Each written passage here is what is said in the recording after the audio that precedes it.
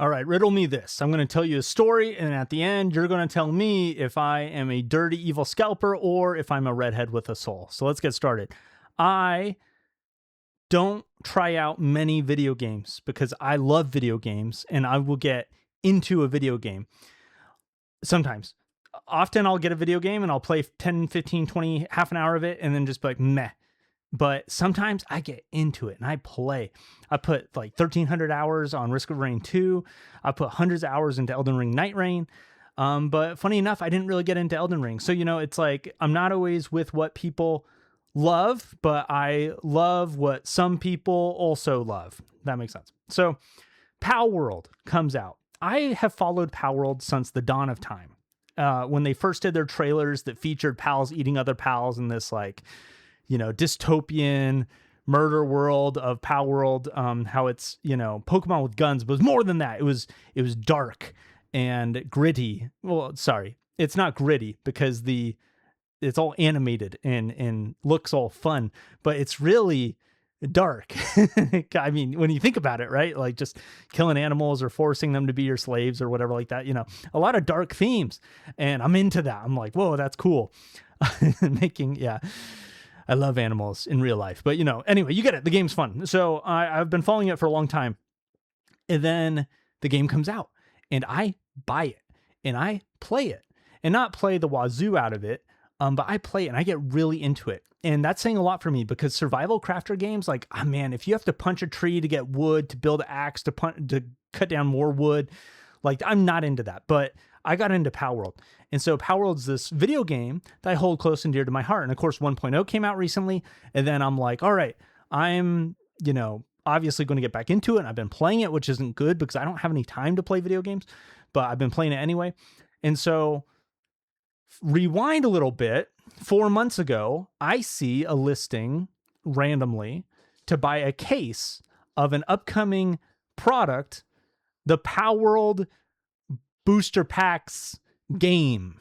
This is well before any cards are like released. There's just like one image that was like, Palworld game is coming out. And it's like, okay, based on this one image, what do I think? Yes, I want to buy a case. $500 for a case, whatever a case is. Yeah, let's do it. It came with 12 booster boxes, which sounds like a lot because, I'm used to Magic the Gathering, where each booster box comes with 30 packs. Turns out Palworld booster boxes come with what even is in this thing? It's 12 packs in a box, and there's 7 cards per pack. Okay, so very different than Magic, but that's okay. I don't care. Why am I buying this case? Because I love Palworld. I was not thinking to myself, this is going to turn into a super expensive product that I'll be able to flip and make tons of money. Now, I do have experience with that. I did the Kickstarter for, what was it called? Altered. I got an Altered booster box above me right there. Check that out. That thing. I bought that for it was 90% off. And then what does the sticker say on it? Like 120. So I bought it for like $15. It was incredible after the game failed. So I did the Altered Kickstarter and I got those boxes and I ended up breaking even on that because I held on to them. I thought Altered would survive and be like, I was investing in the game because I believed in it and it was going to grow and whatever. And that didn't happen. Altered is a dead game now. So I've got experience being, burned to some extent by like kind of startup, smaller trading card games. I'm into Magic. Magic's my thing. But Palworld, I love Palworld as a game. And so when there's an opportunity to fork over $500 to get 12 booster boxes, whatever that means, then like, sure, sounds good. So I pre-order. Okay, now fast forward. About a week ago, the boxes are selling on eBay for like $50 each. And I'm like, okay, like even if I sold all my boxes, I would just break even. It's so not really an incentive to sell. Maybe I'll open them all up, collect the cards. Maybe I'll make as much of a master set as I can of opening 12 booster boxes where each box only has 12 packs and there's only 7 cards in each box. That's what I'm thinking to myself, because for $500, that to me is worth the experience of just enjoying a trading card product. I didn't want to spend $1,000 on it. I didn't want to spend $1,500 on it, but $500, that sounds good to me. So that was the case a week ago. Now, in the past few days, things have gotten a little crazy. And I will show you, these are the sold listings. Now you see this 130. Oh, 130. Oh, actually, this guy has positive ratings. So I guess that's real. Someone's selling for 130. Cool. 185. 175. What is this? English new and sealed for 65 bucks. That's a little confusing. 165, 170, 200, 170. So things have gotten a little crazy. So for for review, I bought 12. I bought a case for 500 bucks. 500 divided by 12 equals 42 bucks. So 42 bucks per box. And I was anticipating that they were going to be worth like 50 bucks each. I was going to keep them. Well, now they're worth like 170 bucks each. You could sell a case for 1,800 bucks for 1,760 or whatever. Now, I'm not really interested in selling a case because I want to keep some. I like Palworld. I don't believe in the game. I mean, I hope the game does well. Honestly, I was watching the video. The game is pretty cool. It's a lot like Magic, except everything has haste and you're guaranteed 2 lands a turn. And so it's like Magic, but faster. And that's cool. I like that. I made an all haste commander deck because I like Magic, but faster. So Palworld, I'm like, yeah, seems like a cool game. If I had like 15 more hours a week, I would get into it. Seriously, I would go to my game store and I would play. Like, I promise you, this is the truth. But I don't have that 15 hours. I never will. Like, my schedule is booked and there's just no chance. There's not a chance that I'm going to play Palworld. So it's not about like, I think the game's fun and it could do really well, but I just want to own this box. And let me share my desk. This box, I want to own it. And that's why I bought the case. So I'm not going to sell the case because I want to own this box. But what about, and maybe I'll hold on to a second box because I want to put on my shelf.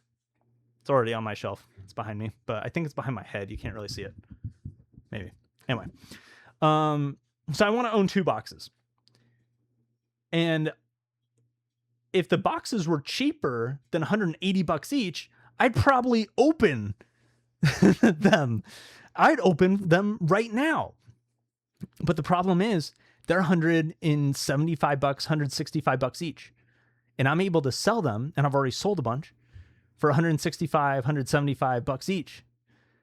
And I'm able to take home hundreds upon hundreds upon hundreds of dollars extra, and I'm able to keep some of this. And so that's what I'm doing. I'm selling some of these boxes. So does that make me a dirty scalper? Or am I a redhead with a soul? You decide.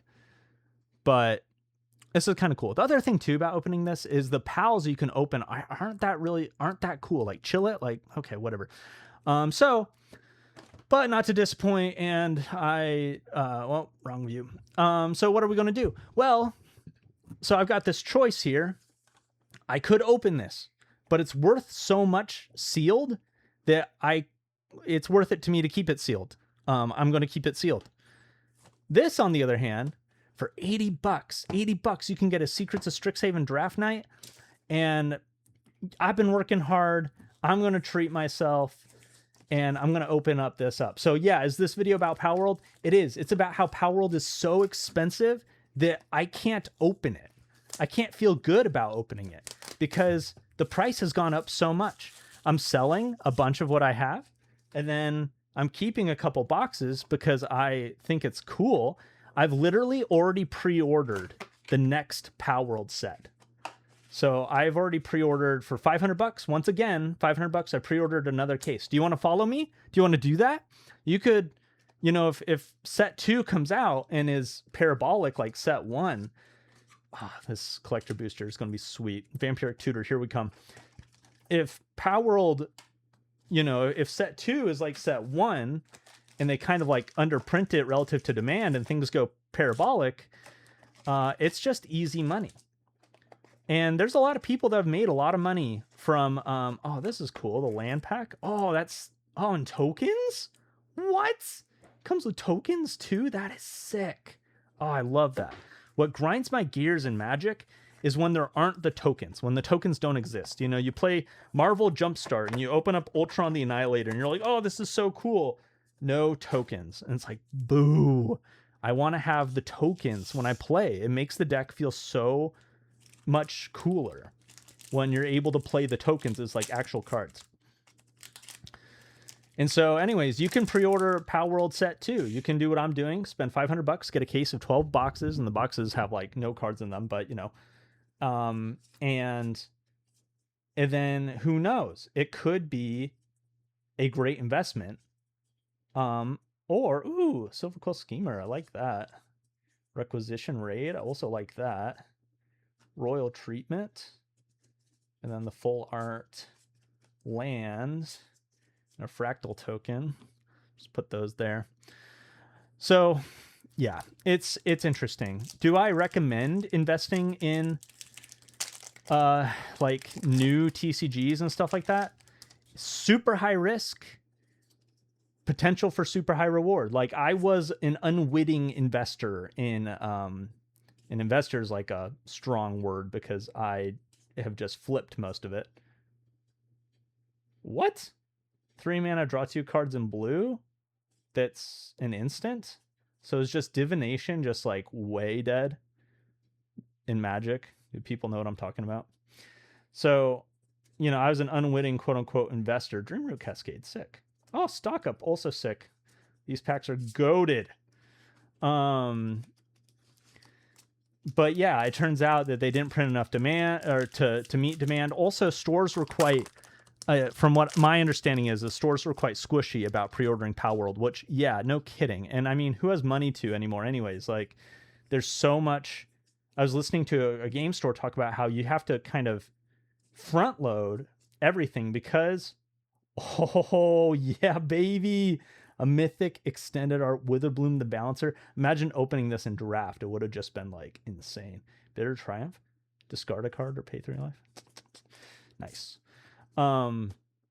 Stores have to order a ton of product all at once. And that is hard to do. You know, it used to be that you could just order from distribution as you go. But now you have to order a ton of product all at once. And if you're going to do that, then you just have to spend a lot of money all at once. And so you don't have money to throw around on some like untested, unproven Pokemon knockoff, which it's so funny that it gets like the flack for being a Pokemon knockoff, because it deserves it, obviously. But it's funny because like the idea behind Pokemon is so fun. Like Pokemon is great. Catching Pokemon is this. Nice. Improvisation Capstone. That's so good. Oh, that's such a good mythic. I mean, is it that strong? I don't know, but it's a sick card to open. 2 mythics already, and they're both kind of goated. So if you, yeah, stores are just like, weren't pre-ordering a ton of Palworld, so of course it's kind of like underprinted. It's also published, I believe, by the same company that does Weiss.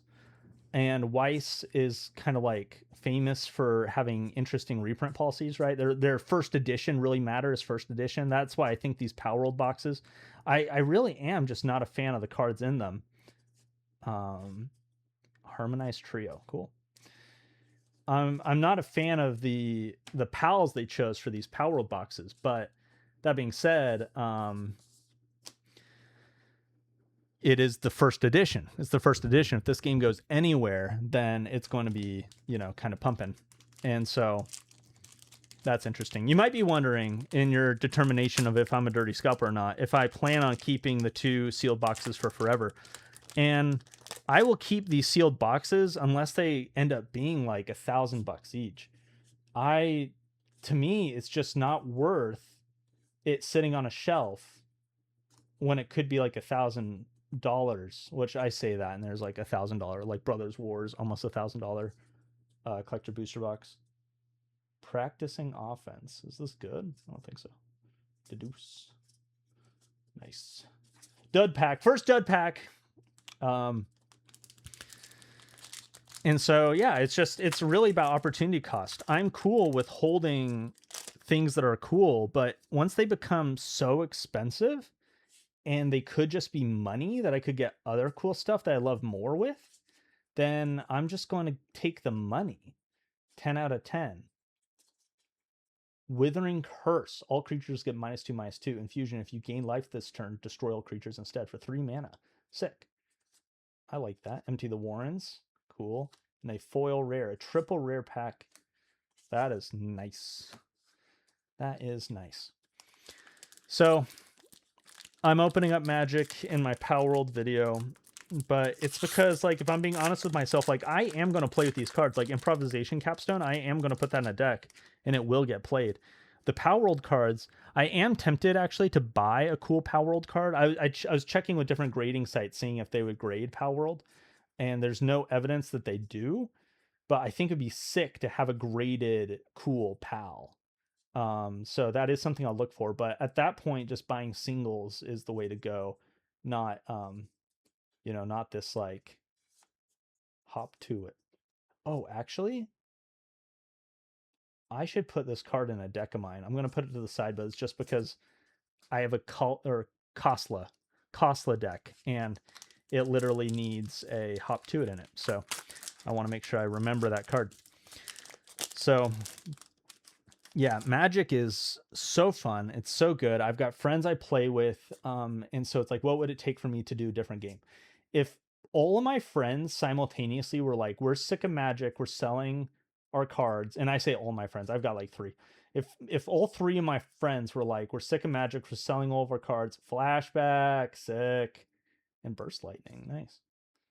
I'm sick of Magic, I'm selling all my cards, and we're going to get into Palworld. Done. I would be into Palworld. I'd be buying Palworld cards, whatever, because that's my play group. Those are the people I play with. And so if they were all done with Magic, then like I'd be like, okay, I guess my play group's playing Magic. And that'd be true for any game. Like if they all gone to Sorcery, if they all gone to Weiss Schwartz, we could play Weiss Schwartz every week instead of Magic. I'd be like, all right, like kind of weird guys, but I'd still, though, honestly, like with this YouTube channel and with just my life and how much I love Magic, I'd probably still be into Magic. Still being a Magic. Second dud pack, which is pretty good out of like however many packs that comes with, 12. Yeah, Magic is just kind of goated. I understand what other card games are doing with their mana systems or their resource systems, how they take out the variance and the randomness so that you can't get mana screwed, like Palworld, right? Palworld, every turn you get 2 lands basically, and that's cool. Flow States, I think that's a good card. Oh, Lorehold, another mythic, heck yes. And Feed the Swarm, kind of like it. Nice. One more pack and then the collector booster, but we got 3 mythics. That's so good. Oh my gosh. Yeah, so other games try to you know, get rid of like being mana screwed, but I love not being mana screwed, but I love the process of having to choose the resources that go in your deck. I think it's really cool. I love land cards. Land cards are some of my favorite cards. Here we go. Choreographed Sparks. The spell can't be copied. Oh, you can copy stuff. Stirring Hope Singer. Royal Treatment. Ooh, copy. Copy token. I guess I was putting rares in this pile. Whoops! I guess I can still fix this card.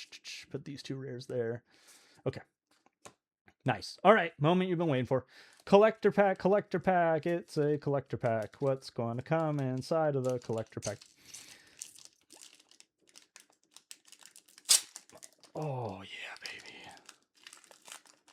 Why is there a Phyrexian mirror token in my collector pack for... What the heck? Oh. That goes with... What the heck? Oh, it's Commander. It goes in one of the Commander decks. Gotcha. Okay. Bring you in close here. Oh, can already see some of the rares. It's not good. Textbook, whatever. Rehearsed debater. Oh, love that. Love speech and debate. If I'm going to force my kids to do anything in school, it's going to be speech and debate. Practical joke. Requisition raid. Good card. Bulk up.